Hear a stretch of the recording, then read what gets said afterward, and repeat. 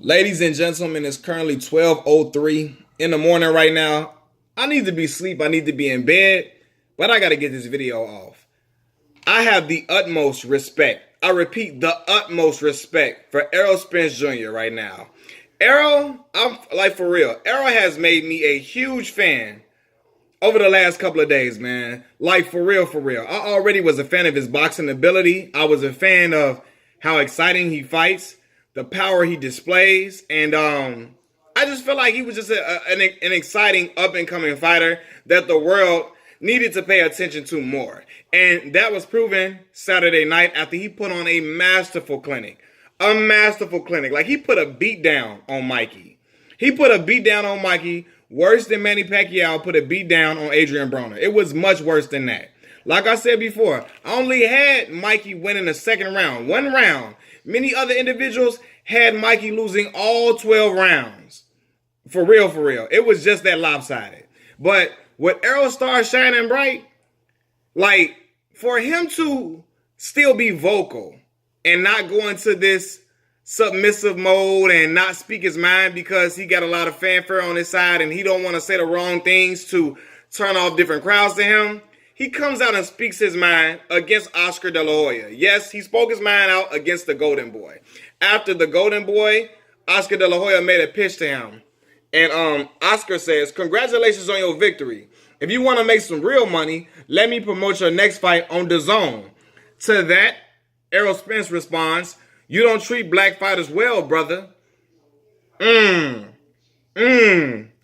with this one, you know, maybe I could be wrong, but I feel like Errol was coming at the fact that after those racist emails leaked from Golden Boy Promotions, calling Al Heyman a nigga and calling him Black Hitler and all this type of stuff, Oscar never addressed that. He act like it never happened. He tried to let it sweep under the rug. He tried to act like if he wouldn't talk about it, wouldn't nobody know nothing about it. And reportedly, that staff member is still working for him.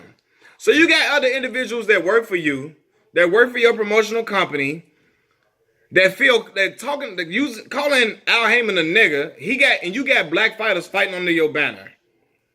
You got a partnership with Bernard Hopkins, who was a black man. So what? You're not gonna talk about that, fam? You owe that to your black fan base, the black fan base that follows you. Explain that. Talk about that. Talk about how wrong it was. At least apologize for it. Say something. Come out and apologize or something.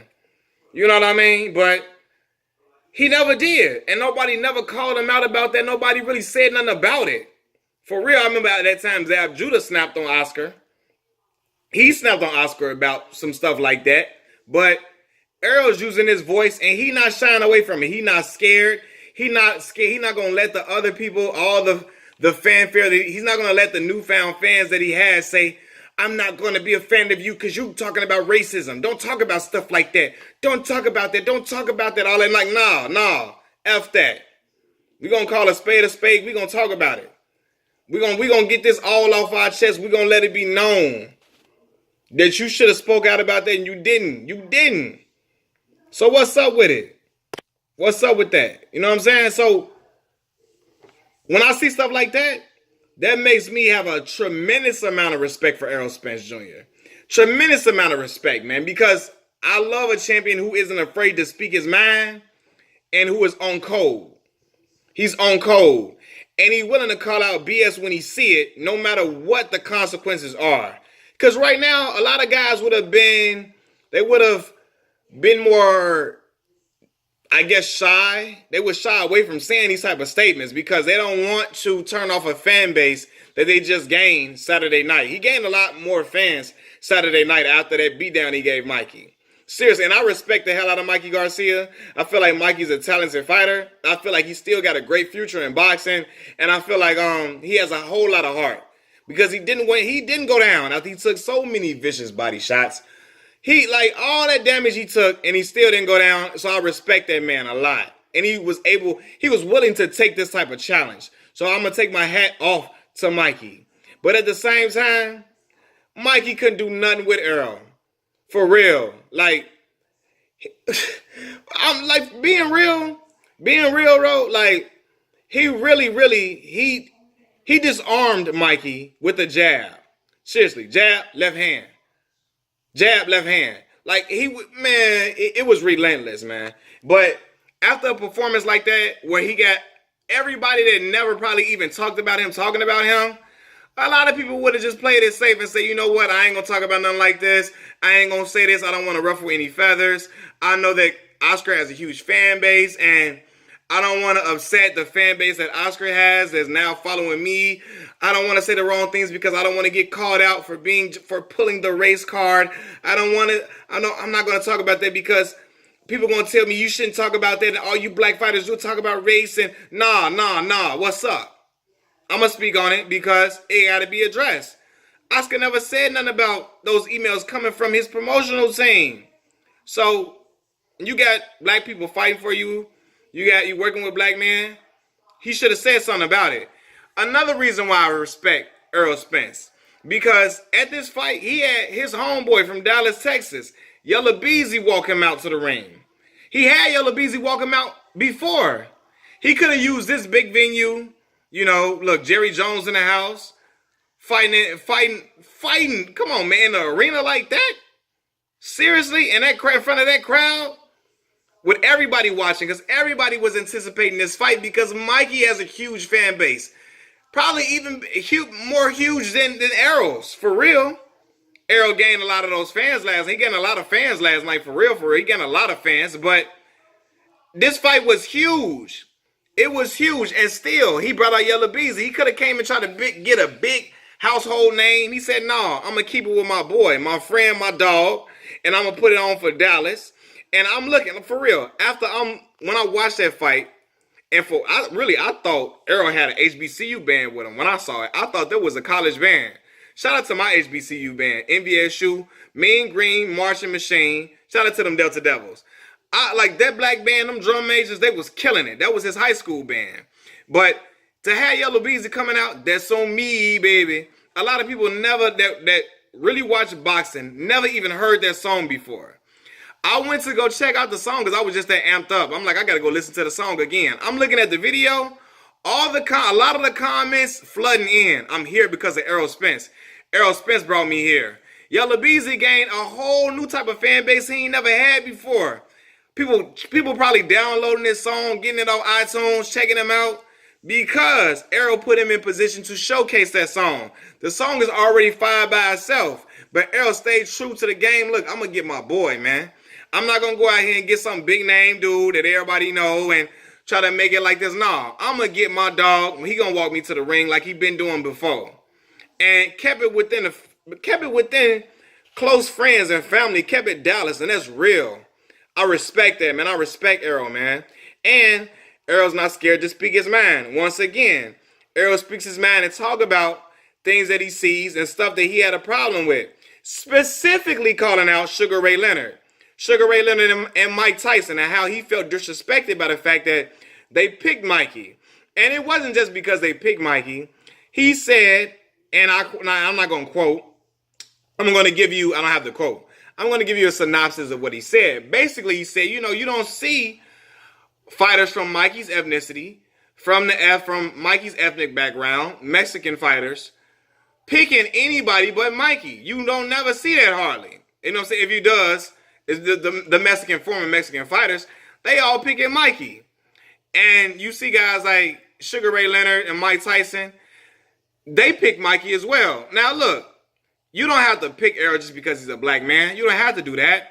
But when Sugar Ray Leonard picks Mikey with no type of reasoning behind it other than, I pick Mikey. And they ask him why. Because he's Mikey. It's just simple as that. No, fam. It ain't just simple as that because he's Mikey. Explain. Expound upon that. Let me know your reasoning for why you're picking Mikey. Not just because it's Mikey and that's, no.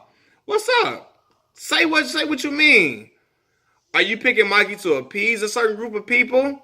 And that leads me to Mike Tyson because Mike Tyson is another one. He has a pattern that I've noticed for a while now. Mike always tries to find a way to throw the American black fighters under the bus somehow, some way.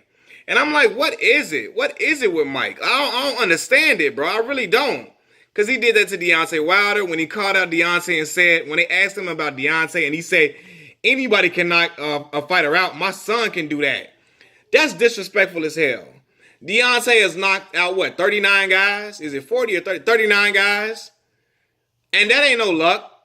You know what I'm saying? He doing that because he has tremendous power. Anybody can't do that. So for him to say that, that's disrespectful. What he did to you that you had to say that? To throw him under the bus like that? He championed all other, any other fighters but the American. A lot of times he champions all the other fighters except the American black fighters. And I'm looking, and I'm really trying to piece it together because Mike Tyson, if y'all haven't noticed, he is the most docile he's ever been in his whole career. Like, look how docile he is. Like he's so scared to talk about his fighting career. He don't want to talk about fighting. He don't work out no more.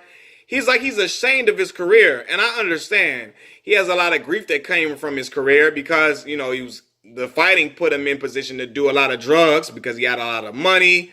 A lot of temptation was around him. But at the same time, it changed his life for the better on many aspects as well. And it's a huge part of his life. He has a great legacy. The youngest heavyweight champion to ever grace that WBC belt. You know what I'm saying? Like, to ever hold the heavyweight championship. Youngest fighter to ever do that. And he don't want to talk about it. He likes to talk about fishing and I don't know literally fishing, but I'm just saying throwing something out there. And there's nothing wrong with don't want to be a malicious and vicious person. There's nothing wrong with being humble and being a friendly giant. But when you got Mike just so docile and he act like fighting is just like the worst thing in the world. And the mainstream media, they love this type of version of Mike. They love him like this. They hated him when he was talking trash, and they called him crazy. When he was fighting back, when he was in his prime. And at first they loved him for his fighting abilities. Then, when he starts lashing out, he has some problem with drugs.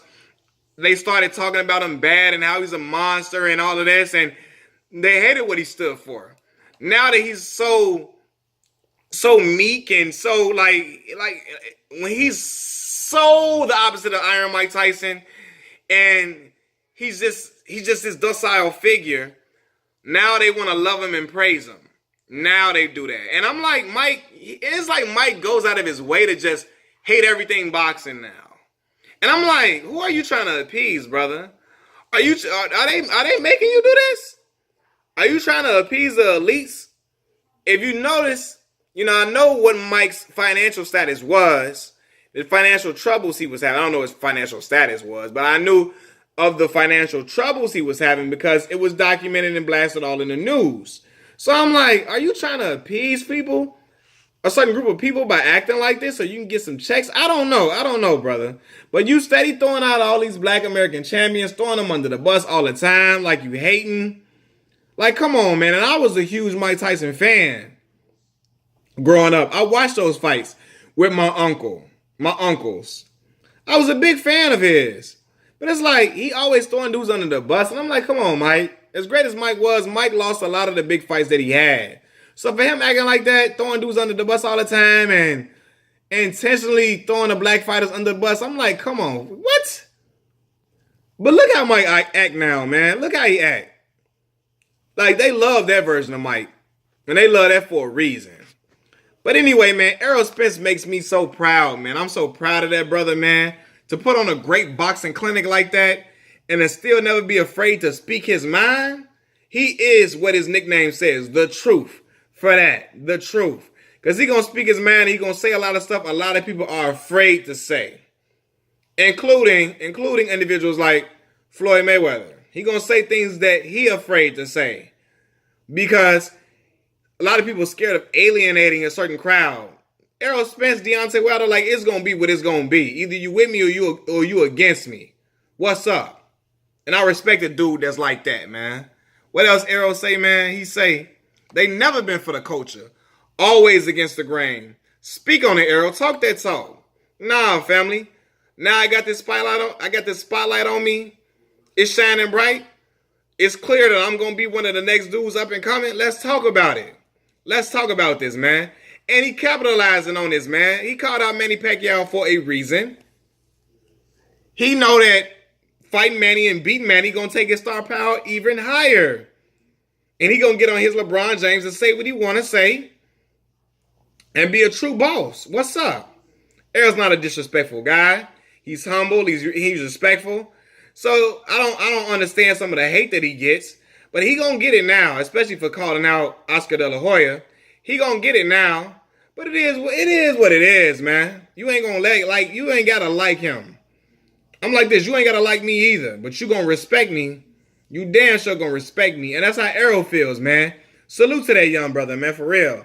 He caught Manny Pacquiao because he know that's a big, huge fight. And he know if he's going to beat Manny, Manny got a huge following. If he beat Manny, it's going to be instant pay-per-view. And his star is going to rise and rise and rise. His stock going to rise. And he going to have the cards in his hand. The key's going to be in his hands. And he going to be able to do what he want to do. Like, you know what I'm saying? And I just respect the dude that ain't scared to speak his mind, man. Don't let these other fans scare you from talking about race. Because it's prevalent in boxing. It's always been. They want to act like it don't exist and I don't see color. That's bull. You see color. You're not colorblind, family. You see it. You know what I'm saying? You see it. So, you know what's going on. And I think Errol was talking about, look, man, y'all got dudes on y'all team that do not care for my people. They don't care about people that look like me because you see it. I throwing the word nigger around, ER. You know what I'm saying? So, you know, that let me know what time it is, family. And after he said that, I don't see the tweet available because Errol quoted that tweet when he said what he said to Oscar about you don't treat black fighters well, brother. That tweet from Oscar is currently unavailable. So either Oscar probably deleted that tweet and got the hell out of Dodge. Either way, all props to Errol Spence, man. One, for speaking his mind, calling out Golden Boy Promotions. And I heard he had some black fighters sitting on the shelf for whatever reason. I don't know about that. I got to look more into that, but I know about them emails. He real one because he came out with Yellow Beezy, his homeboy from his hometown. And he called out these former black champions and legends. It's like for y'all picking dudes based on no merit, it's like y'all going against the grain just to get kudos and cool points from a certain crowd, from the elites. Like, what's up? Like, what's that about? Let me know something. And I'm with Errol. Let me know something, family. Errol the truth for a reason. Shout out to Errol Spence Jr. EJ, keep doing what you're doing, family. Doing a great job, man. Don't let these boys scare you. Don't let these boys scare you from being you. Use your platform wisely. Keep winning these fights. Keep doing your thing. Because he proved to y'all he was more than just a power guy. Like I said before, he didn't win this fight against Mikey because he was the bigger man. He was the better boxer. Y'all don't want to admit that. A lot of people don't want to admit that, but he was. He was. Mikey couldn't do nothing with him. And it was clear as day. Complete annihilation, man. And I respect Mikey. I respect the whole Garcia family. Robert was a great fighter. I respect them, man. They were some cool guys, respectable guys, likable guys. Mikey got a ton of skill, got a lot of heart, but heart don't win you fights. And he obviously didn't have enough skill to beat Errol. He didn't have more skills than Errol because it wasn't close. Shout out to Errol, man. Keep doing what you're doing. Speak your mind, my boy. Don't let them scare you. Don't let them scare you from, oh, don't talk about that. Don't say that. Don't talk about that. Don't talk about race. Don't talk about race. Why do you have to bring it up? Why do black people always talk about race? Because it's a real issue in America. And we're not going to act like certain things don't exist. We're not going to act like those emails didn't happen. We're not going to act like it, man. A lot of people just don't like Errol. Now they trying to, he won't fight Canelo, though. He won't fight. They trying to throw him to Canelo because they want Canelo to whoop him to avenge Mikey's loss so bad. But don't worry. Errol's going to move up to 154. Probably after a couple, about four more fights. 4 more fights. 4, maybe 5 fights. 4 more fights in welterweight. And 4 more fights in a 147 pound. 4 more fights being a 147 pounder. Gonna go up to 154 and get his feet wet. And I see that big time matchup with Canelo happening. And then we shall see then. Until then, Errol Spence, keep being the truth that you are. Machiavelli Mills TV. Peace.